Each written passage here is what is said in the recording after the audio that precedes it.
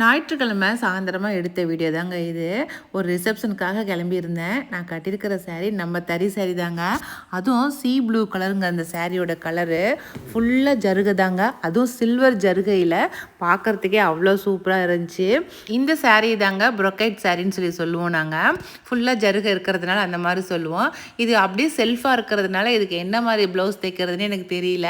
அதனால் அந்த சில்வர் கலர்லேயே ப்ளவுஸ்க்கு கான்ட்ராஸ்ட் கொடுத்தேன் நான்.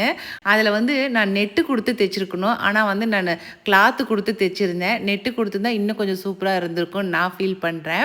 அதுக்கு மேட்சிங்காக இந்த பூ தான் வச்சுருந்தேன். இந்த பூ ஏற்கனவே வச்சுருந்தேங்க. அதுவே மேட்ச் பண்ணிட்டேன். நான் சூப்பராக ரெடி ஆகிட்டேங்க. ஆனால் நான் இந்த கலர் சாரீ தான் கட்டுறேங்கிறத எங்கள் வீட்டுக்கார்ட்ட சொல்லாமல் விட்டுட்டேன். அதனால் அவருடைய கலரும் என்னுடைய கலர் சாரியும் மேட்ச் ஆகாமல் போயிடுச்சு. நாங்கள் போன கொஞ்ச நேரத்தில் நம்ம வினிஷா பொண்ணு வந்துட்டாங்க. சூப்பராக மேக்கப் பண்ணிட்டு வந்திருந்தா. இந்தளவுக்கு அவள் ட்ரெஸ்ஸிங் பண்ணிட்டு வருவான்னு நான் நினைக்கவே இல்லை. கொஞ்ச நேரத்துலேயே நம்ம ரிலேஷன்ஸ் எல்லாருமே வர ஆரம்பிச்சிட்டாங்க. அவங்களெல்லாம் இன்வைட் பண்ணி கூட்டிகிட்டு போய் ஸ்டேஜுக்கு கூட்டிகிட்டு போய் எல்லாத்தையும் ஃபோட்டோ எடுக்க வச்சு கூட்டிகிட்டு வந்தாங்க. அங்கே ஒரு மியூசிக் ஒன்று போட்டிருந்தாங்க. இந்த வயலின் வாசிக்கிறாங்க இல்லைங்களா, அதான் வாசித்தா அப்படி ஒரு தம்பி. அதை நம்ம மெய் மறந்து கேட்குற அளவுக்கு அவ்வளோ சூப்பராக இருந்துச்சுங்க.